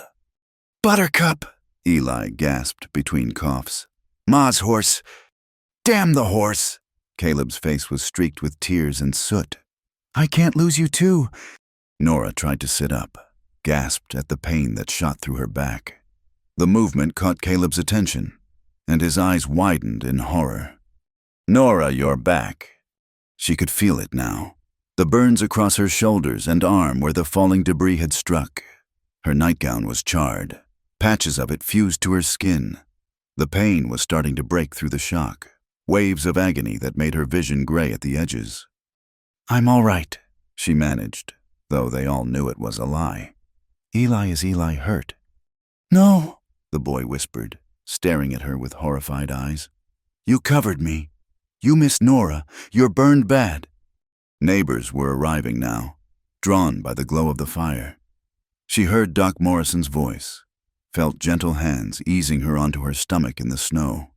The cold felt blessed against the burns, but she couldn't stop shaking. "We need to get her inside," Doc Morrison was saying. "These burns need immediate attention." "The Bennett place is closest," someone suggested. As they carefully lifted her, Nora caught Eli's hand. "The horse," she whispered. "She made it out," someone said, "running scared, but alive." "Good," she breathed, then let the darkness take her. She woke in stages over the next days, swimming up through layers of laudanum-laced dreams. Sometimes she heard voices, Doc Morrison's calm instructions, Mrs. Bennett's efficient management, Caleb's low murmur, but always, she heard Eli. "Is she going to be all right? Why won't she wake up? It's my fault, isn't it? Please, Miss Nora, please don't leave us." On the third day, she finally managed to open her eyes properly. She was lying on her stomach in an unfamiliar bed, her back and arm wrapped in bandages that smelled of honey and herbs. "There she is," Mrs. Bennett's voice, surprisingly gentle. "Don't try to move, dear. You've been quite thoroughly roasted." "Eli," her voice came out as a croak. "Safe, not a mark on him, thanks to you." Mrs. Bennett held a cup of water to her lips. "Though he's been making himself sick with worry. Refuses to leave your bedside except when Caleb literally carries him out." The barn. Total loss, but all the animals survived. Even that fool horse the boy risked his life for. Her tone softened. "That was a brave thing you did. Foolish, but brave." The door creaked open, and Eli peered in, his face lighting up when he saw her awake. "Miss Nora." He would have run to her, but Caleb caught him gently. "Careful, son. She's hurt." "I know. I'm sorry. I'm so sorry." Tears were streaming down Eli's face. "I shouldn't have run in there. You got hurt because of me." "No," Nora said firmly, despite how much it hurt to talk. "I got hurt because I chose to follow you, and I'd do it again." "Why?" The question seemed torn from him. She managed to smile. "Because that's what family does. We protect each other." Eli broke from his father's grip then, but his approach was gentle. He knelt by the bed, taking her unbandaged hand in both of his small ones. "You saved me, just like in your stories you were the princess who saved the night. More like the dragon, the way I look right now." "Dragons are brave too," he said seriously. "And they protect their treasure. We're your treasure. Aren't we, Pa and me?" Nora's eyes filled. "The very best treasure." Caleb moved closer, his face drawn with exhaustion and worry. "Doc says you'll heal clean, but there'll be scars. I'm sorry. Nora, if I'd been faster." "You saved us both," she interrupted. "That's all that matters." He shook his head. "When I saw you go into that barn after him, I've never been so terrified in my life. Not even when Mary—" He stopped, swallowed hard. "I can't do this again. I can't lose someone else. He cut himself off, but Nora heard what he didn't say. The room was quiet, except for the crackle of the fire in the hearth, a sound that would make them all flinch for months to come. Recovery was slow and painful. The burns on her back and arm healed gradually, leaving twisted scars that would ache in cold weather. But worse than the physical pain was the limitation: she couldn't work, couldn't care for Eli and Caleb the way she'd grown accustomed to. Instead, she found their positions reversed. Caleb took over the cooking, producing simple but filling meals. Eli read to her from his school books, practiced his letters at her bedside, brought her the first wildflowers of spring. The community rallied too. Men came to help Caleb rebuild the barn. Women brought food and sat with Nora when the pain was bad. Even Mrs. Henderson, who'd been coldest after Sherman Pike's visit, appeared with a jar of her special burn salve. "My mother's recipe," she said stiffly. "It helped my brother when he was burned in a forge accident." "Thank you," Nora said, touched by the gesture. Mrs. Henderson hesitated at the door. "What you did saving the boy that showed your true character better than any gossip could. I owe you an apology." "No apologies needed. We all do what we think is right at the time." Spring arrived properly as Nora healed, and with it came the rebuilding. The new barn rose from the ashes of the old, stronger and better designed. On the day they raised the final beam, Nora was well enough to stand outside and watch, Eli's hand in hers. "It's bigger than before," Eli observed. "Sometimes things that get broken come back stronger," Caleb said. But he was looking at Nora when he said it. That night, as they sat on the porch watching the sunset paint the mountains gold, Eli asleep with his head in Nora's lap, Caleb cleared his throat. "I've been thinking," he began, "about what you said, about family protecting each other." "We are family, the three of us, maybe not in the conventional way, but family nonetheless." Nora's hand stilled where it had been stroking Eli's hair. "Caleb, I know what I said when I hired you, no expectations beyond work, but that's not what this is anymore. Is it what we have?" "No," she admitted softly, "it's not." "Then maybe it's time we made it official, for Eli's sake, for the community's sake." He paused. "For our sake." She understood what he was offering: protection, respectability, security, but also partnership, companionship, a chance to build something lasting from the ashes of their separate griefs. "Is that a proposal?" Caleb Rourke. "The worst one in history, probably." He managed a rueful smile. A scarred woman and a broken man trying to raise a boy who's too brave for his own good. Not much of a fairy tale. "The best stories rarely are," she said, thinking of all the tales she'd told Eli, how the real magic was never in the perfect endings, but in the choice to keep going despite the dragons. The morning sun cast long shadows across the kitchen table, where Caleb had placed a small, worn box. Nora was kneading dough for the day's bread, her movements still slightly stiff from the healing burns, when she noticed it sitting there like a question waiting to be asked. "What's this?" she asked, wiping flour from her hands. Caleb looked up from his coffee, a slight color rising in his weathered cheeks. "Open it." Inside, nestled on a piece of faded calico, was a simple gold band. Not new, the metal was worn smooth in places, and there was a small dent on one side. It was Mary's mother's, Caleb said quietly. "Mary wore it until, well, I thought about buying you a new one, but then I figured you'd understand about things that have history, about beauty and imperfection." Nora lifted the ring, feeling the weight of it, not just the gold, but the generations of promises it represented. "Caleb, I know I didn't do this proper before, didn't get down on one knee or make pretty speeches." He stood, crossing to where she stood by the table. "But I figured maybe it was time I did things right." To her amazement, he did lower himself to one knee, right there on the kitchen floor with morning light streaming through the windows and the smell of coffee in the air. "Nora Quinn," he said, taking her hand. "You came into our lives when we were broken and helped us find our way back to wholeness. You saved my boy's life and probably mine too, in ways that have nothing to do with fires. I'm not offering you much a small ranch, a ready-made family, a man who's not good with words and carries his own share of scars. But if you'll have us, we're yours, all of us, just as we are." Eli chose that moment to burst through the door, arms full of eggs from the chicken coop. He stopped dead at the sight of his father on one knee. "Are you proposing?" he asked, eyes wide. "For real this time?" "I'm trying to," Caleb said dryly, "though the interruption isn't helping." "Well, what's she saying?" Eli demanded, setting the eggs down with more care than usual. "Miss Nora, you have to say yes. We already talked about being family. This just makes it official so the busybodies in town stop fussing." Despite the tears threatening to spill, Nora found herself laughing.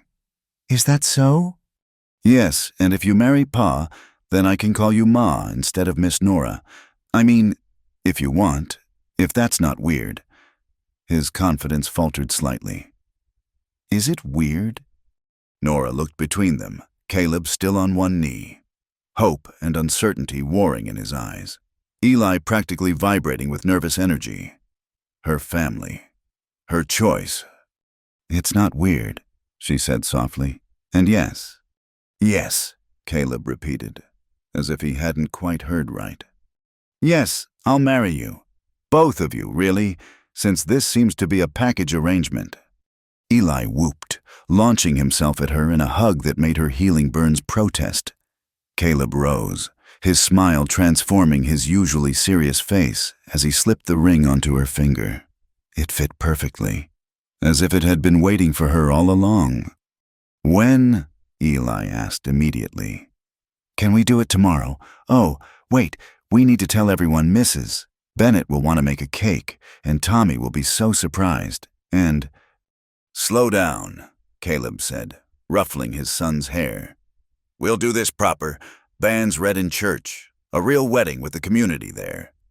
But not too fancy, Nora added quickly. I'm not really a fancy kind of bride. You're perfect, Eli declared with the certainty of childhood. Even with the scars, maybe especially with the scars, they mean you're brave. The next 3 Sundays, Reverend Morrison read their banns to a congregation that received the news with surprisingly little shock. Perhaps they'd seen it coming in the way Caleb looked at Nora when he thought no one was watching, or how Eli had started unconsciously mimicking her gestures and phrases. Mrs. Bennett took charge of the wedding preparations with military efficiency, brushing aside Nora's protests about keeping things simple. Nonsense, she declared. You saved that boy's life. The least this town can do is give you a proper wedding. The ceremony was set for a Saturday in early May, when the wildflowers would be blooming and the weather mild. Nora found herself swept up in a whirlwind of preparations, dress fittings with Mrs. Morrison, menu planning with Mrs. Bennett, and dodging Eli's increasingly creative suggestions for the celebration. We could have fireworks, he proposed one evening. Absolutely not, Caleb and Nora said in unison, both still flinching at any mention of fire. It was during one of the dress fittings that Nora's past threatened to resurface one final time. Mrs. Morrison was pinning the hem of the simple blue dress they'd chosen. Nora had refused white, saying it felt dishonest when Sarah Winters arrived. Nora's blood ran cold. Sarah had been one of Sherman Pike's girls back in Kansas, younger than Nora and even more desperate. What was she doing in Silver Creek? Nora, Sarah's voice was uncertain. Is it really you?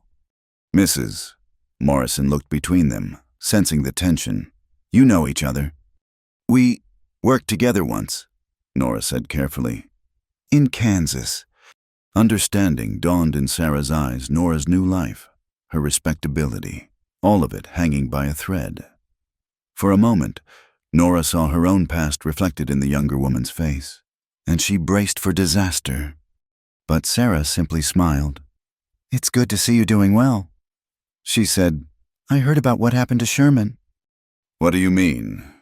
You didn't know he was arrested in Denver. Turns out he was running confidence games along with his other business. Several of us testified against him. He won't be bothering anyone for a long time. Relief made Nora's knees weak. You testified. You gave me the courage, Sarah said softly. When you left, when you stood up to him, it showed the rest of us it was possible. I run a boarding house now, respectable, clean, for women who need a fresh start. That's wonderful, Nora said, meaning it. Sarah glanced at Mrs. Morrison, then back at Nora. I won't say anything. About before, you've clearly built something good here. Thank you. No, thank you, for showing us the way out. Sarah turned to leave, then paused. Be happy. Nora, you deserve it. After she left, Mrs. Morrison was quiet for a long moment. Then, I won't ask. Your past is your own, but that woman, she looked at you like you saved her life. We saved each other, Nora said quietly. Sometimes that's how it works. Mrs. Morrison nodded, returning to her pinning. "The dress will be beautiful. You'll be a lovely bride." The wedding day dawned clear and bright. Nora stood in Mary's former sewing room, her room now wearing the blue dress and her mother's own hair combs, rescued from her meager belongings. Her hands trembled slightly as she secured Mary's mother's ring on a chain around her neck. She'd wear it there until Caleb placed it on her finger again during the ceremony. A knock at the door interrupted her thoughts. "Come in."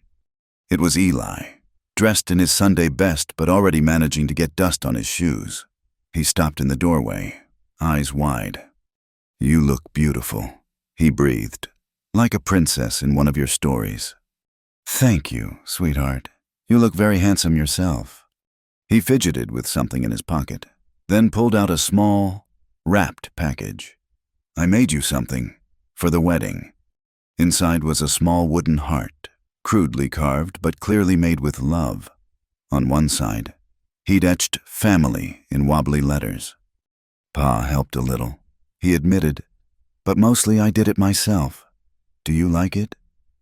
"I love it," she said, blinking back tears. "It's perfect." "Good, because after today, you'll really be my ma, not by blood, but by choice. And that's even better. Right."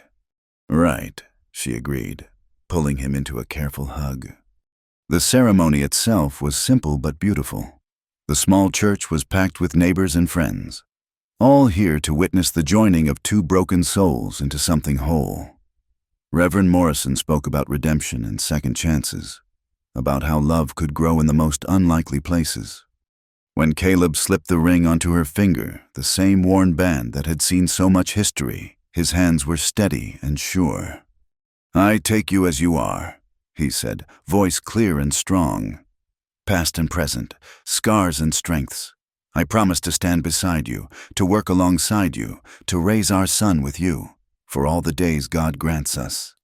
Nora's own vows were simpler but no less heartfelt. "You gave me a home when I had none, a family when I'd given up hope. I promise to guard what we've built, to love you both with everything I have, and to never stop being grateful for this second chance." Eli, standing as his father's best man, beamed through the entire ceremony. When Reverend Morrison pronounced them husband and wife, the boy couldn't contain himself any longer. "Finally," he exclaimed, causing a ripple of laughter through the congregation.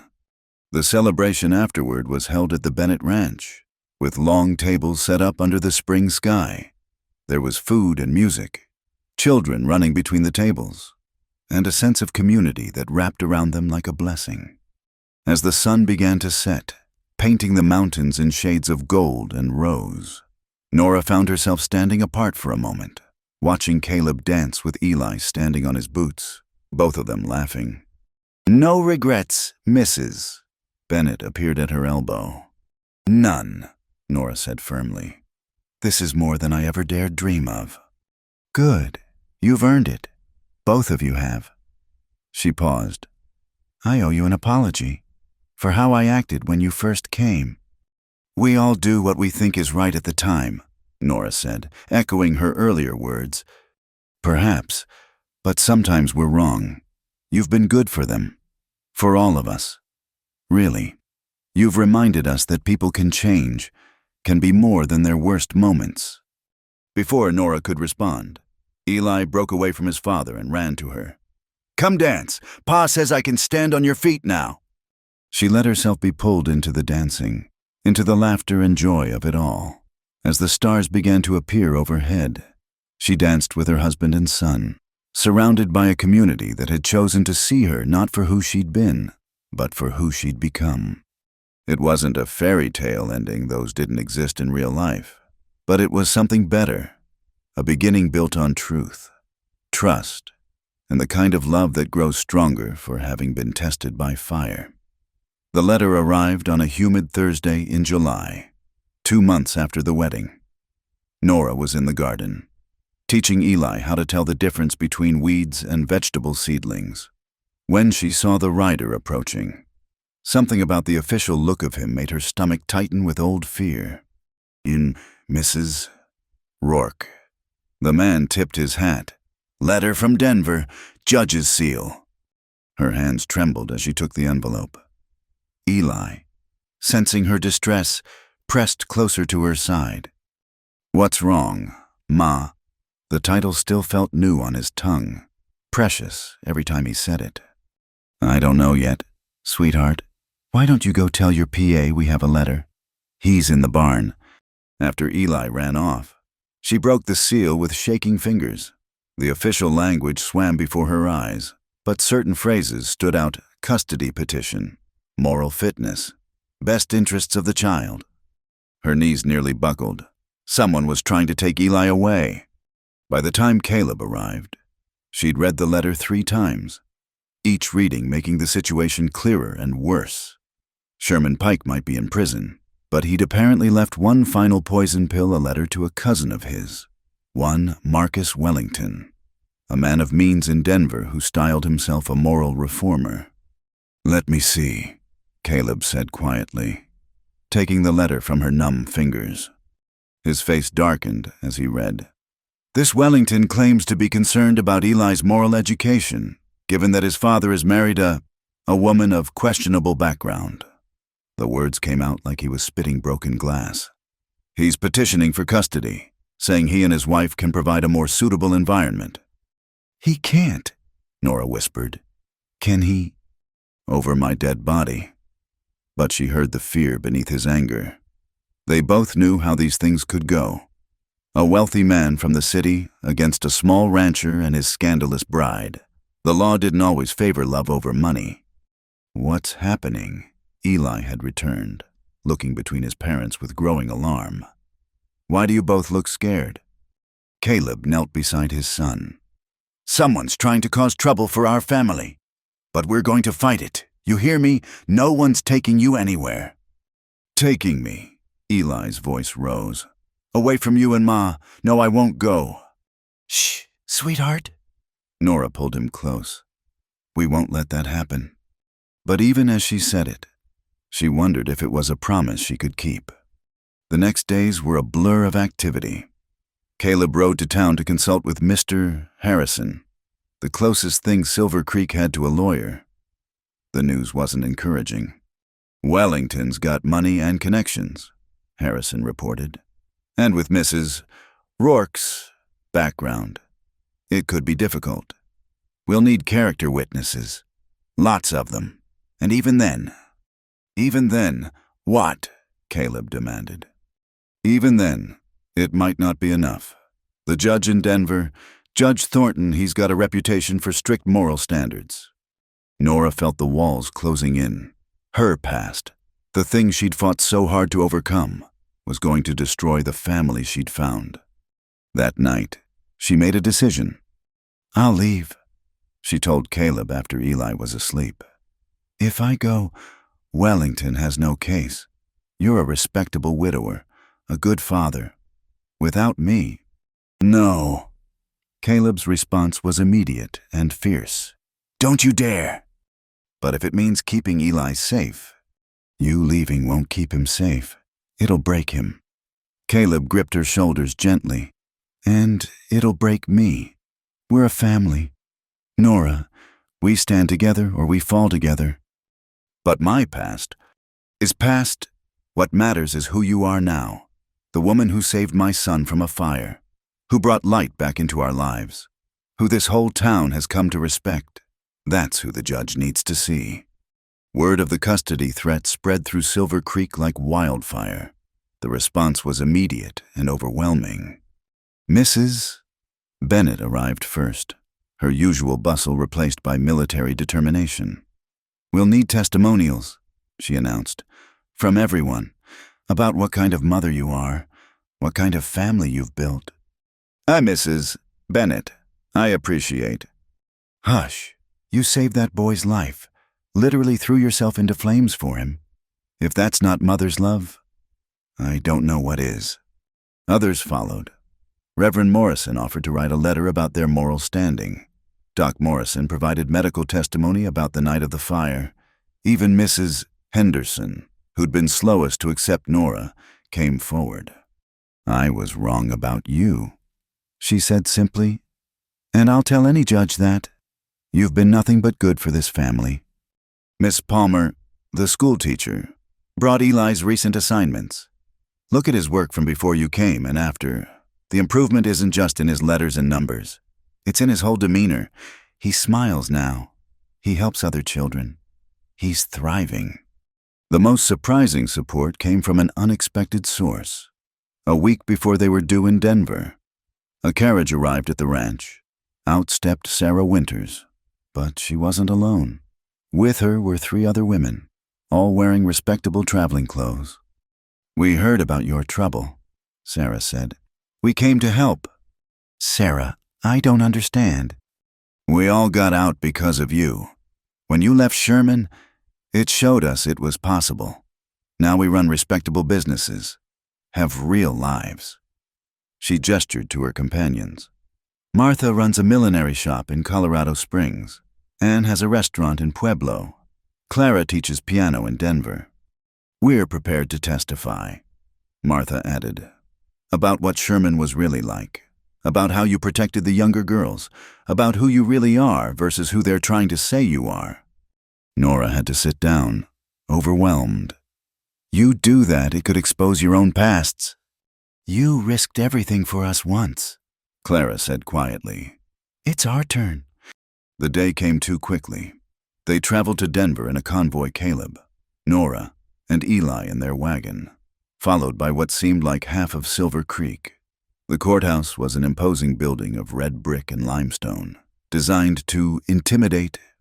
Marcus Wellington was everything Nora had feared: prosperous, polished, and utterly convinced of his own righteousness. His wife, a thin woman with a pinched face, looked at Nora like she was something scraped off a shoe. "That poor child," Mrs. Wellington said, loudly enough to be heard, "living with such influences." Eli, dressed in his best clothes but already fidgeting, glared at her. "I'm not poor. I have a ma and PA who love me." "Hush, Eli," Caleb said, but Nora saw his small smile. The hearing was held in a wood-paneled room that smelled of leather and authority. Judge Thornton was an older man with steel-gray hair and eyes that seemed to see everything. He listened impassively as Wellington's lawyer painted a picture of moral decay and danger. A woman who worked in houses of ill repute, who has clearly bewitched Mr. Rourke into an inappropriate union, cannot possibly provide proper guidance for an impressionable young boy, the lawyer intoned. Then it was their turn. Mr. Harrison, despite his earlier pessimism, rose to the occasion. One by one, he called their witnesses. Reverend Morrison spoke of redemption and grace. Doc Morrison described the night of the fire in clinical detail that had Mrs. Wellington looking faint. Mrs. Bennett testified about Nora's contributions to the community with such fierce conviction that even the judge seemed impressed. But it was Sarah and the other women who shifted the tide. They spoke carefully but honestly about their shared past, about Sherman Pike's cruelties, and about how Nora had been a light in their darkness. "She taught us we were worth more," Sarah said, looking directly at the judge. "She showed us we could change our lives. If that's not a moral example, I don't know what is." Finally, against all protocol, Eli himself stood up. "Your Honor," he said, his young voice clear in the hushed room, "I want to talk." "Eli, no," Caleb started, but the judge held up a hand. "Let the boy speak." Eli walked to the front of the room, small but determined. "My first ma died. It was the worst thing ever. Pa and I were so sad we could barely breathe. Then Miss Nora, Ma came.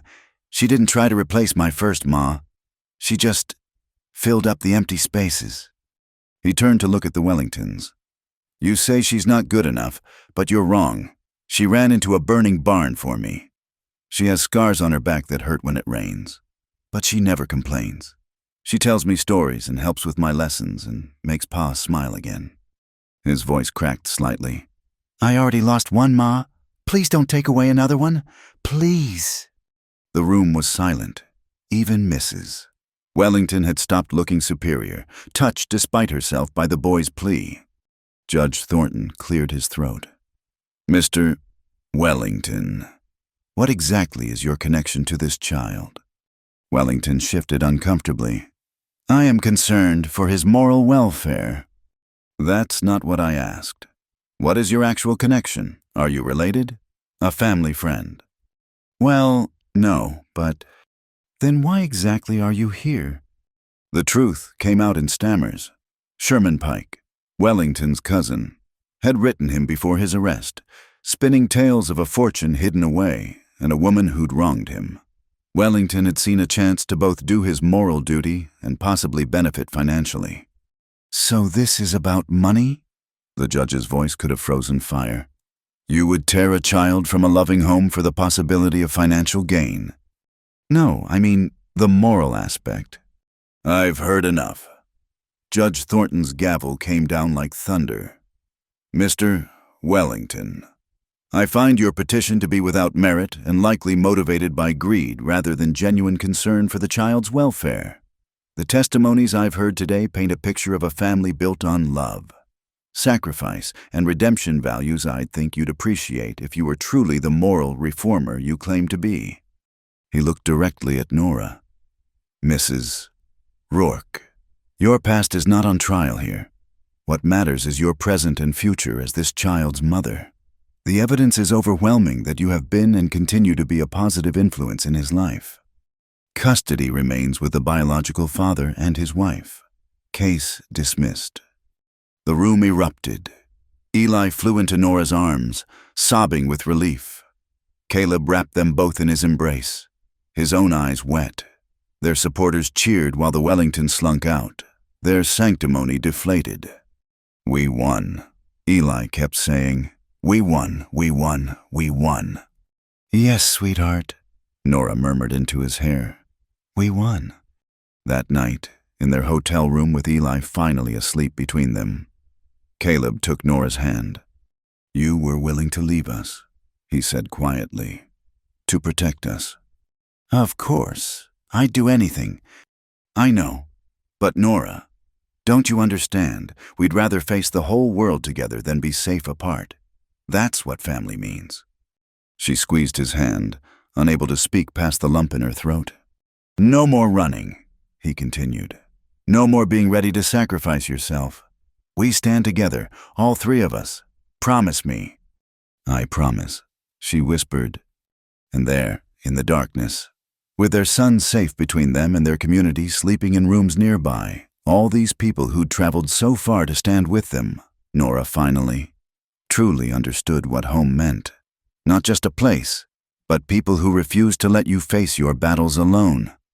The past would always be part of her story, but it no longer defined her future. That belonged to this makeshift, perfect family who'd chosen each other despite everything, or perhaps because of it. Tomorrow they'd return to Silver Creek, to their ranch and their life. There would be other challenges, other storms to weather. But tonight, they were together. They were safe, and they were home. The years rolled by like tumbleweeds across the prairie, each season adding new layers to their story. 5 summers had passed since the courthouse victory in Denver, and the Rourke Ranch had prospered in ways both material and immeasurable. Nora stood in what had once been Mary's garden, now blooming under her care with vegetables and herbs. Watching Eli, now 13 and shooting up like a weed, help his father mend the fence line. The boy had his mother's gentle eyes, but his father's steady hands. And something uniquely his own in the way he approached the world with both caution and wonder. Ma, he called out, spotting her. Tell Pa he's being stubborn about the new pasture layout. Your Pa's got 30 years of ranching experience, she called back. Maybe listen before you redesign everything. Caleb's laughter carried across the field, rich and full. He laughed easily these days. The deep lines of grief around his eyes softened into smile creases. She was gathering eggs when she heard horses approaching multiple horses, moving with purpose. Old habits died hard, her hand still tensed at unexpected visitors. But when she saw who it was, her wariness melted into joy. Sarah Winters dismounted first, followed by two younger women Nora didn't recognize. Sarah's boarding house in Denver had become something of a sanctuary, and she occasionally brought women to the ranch who needed to see proof that the past didn't have to define the future.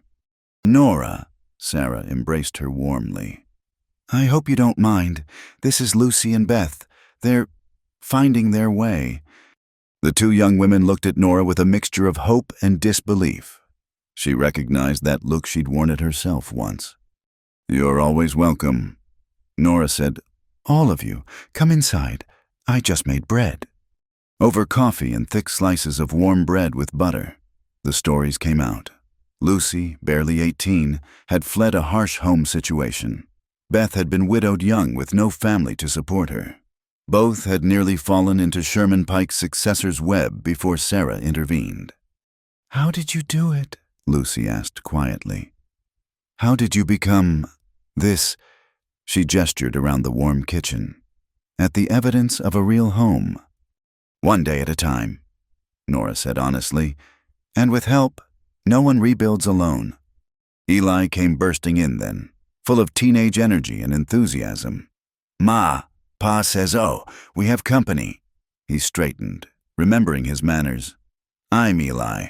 Welcome to our home." The simple declaration our home made Beth's eyes fill with tears. Later, as Nora showed them around the ranch, Lucy asked hesitantly, "Does everyone know about your past?" "Most do. Some judge. But most don't. I've learned that people who matter care more about who you are than who you were." "But how do you stand it, the ones who judge?" Nora considered this, watching Caleb and Eli working together in the distance. "I remember what I'm building, what I've already built. Their judgment can't tear down what love has constructed." That evening, they all gathered for supper, a lively affair with Sarah, regaling them with stories from Denver. Eli peppering the visitors with questions about city life, and Caleb quietly ensuring everyone had enough to eat. After the meal, Eli surprised them all. "I wrote something," he announced, producing a folded paper from his pocket. "For school, but it's about our family." He cleared his throat and began to read, "Some families are born, and some are made. Mine was made from broken pieces that fit together in ways nobody expected. My first ma gave me life and love. She taught me to be kind and to see beauty in small things. When she died, I thought that was the end of our family's story. But stories don't end, they just turn the page." Nora's vision blurred as Eli continued, describing how she'd entered their lives, not as a replacement, but as something new and necessary. He wrote about the fire, the custody battle, the small moments of building a life together. "People sometimes ask if I miss having a real mother. But what's more real than someone who chooses you every day, who faces down her own fears to keep you safe? Ma didn't give birth to me, but she gave me rebirth, showed me that families can grow in the most unexpected soil. Some might say our family is unconventional. I say it's perfect in its imperfection, like a quilt made from different fabrics that somehow creates the warmest blanket." When he finished, there wasn't a dry eye at the table. Even Caleb had to clear his throat several times before speaking. "That was beautiful, son," he managed. "My teacher wants to submit it to the state essay contest," Eli said, suddenly shy. "But I wanted to make sure you were both okay with it first, since it's personal." "Oh, sweetheart," Nora said, pulling him close. "I'm so proud of you." The next morning, Nora found herself alone with Sarah while the others were out seeing the ranch. They sat on the porch, watching the sun paint the mountains gold. "You've done something remarkable here," Sarah said, "not just for yourself, but for all of us, showing it's possible." "We all show each other," Nora replied. "You with your boarding house, Martha with her shop.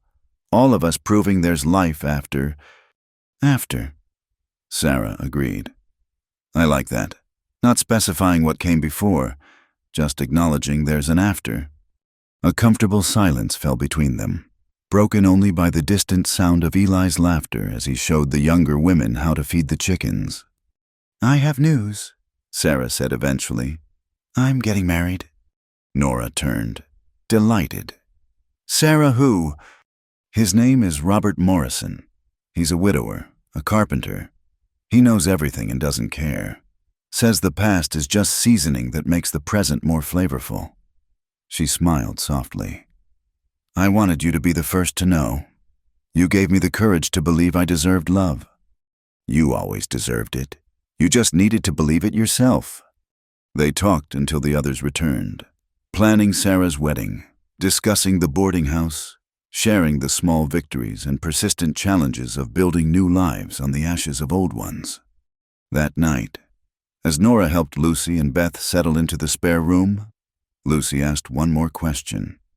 Do you ever regret it staying fighting, being so public about everything? Nora thought of Sherman Pike, rotting in prison, of Marcus Wellington, whose greed had been exposed, of all the people who'd tried to reduce her to her worst moments. Then she thought of Caleb's steady love, of Eli's fierce protectiveness, of a community that had chosen grace over judgment, of Sunday dinners and harvest seasons and quiet evenings by the fire. No, she said simply. I regret many things in my life, but fighting for this family isn't one of them. Later, unable to sleep, she found herself at her small writing desk. By lamplight, she penned a letter to her future granddaughter, someone who might not be born for decades yet. Asterisk, my dear one. Asterisk. You may hear stories about your grandmother that shock you. They're probably true. I was not born into respectability. I clawed my way there through mud and judgment and my own poor choices. Asterisk. But here's what I want you to know. Redemption is real. Love can bloom in the rockiest soil. And sometimes the most broken people create the strongest families, because they know the value of what they're building. Asterisk. Your grandfather chose me, not despite my past, but because of who it made me become. Your father for Eli will always be my true son.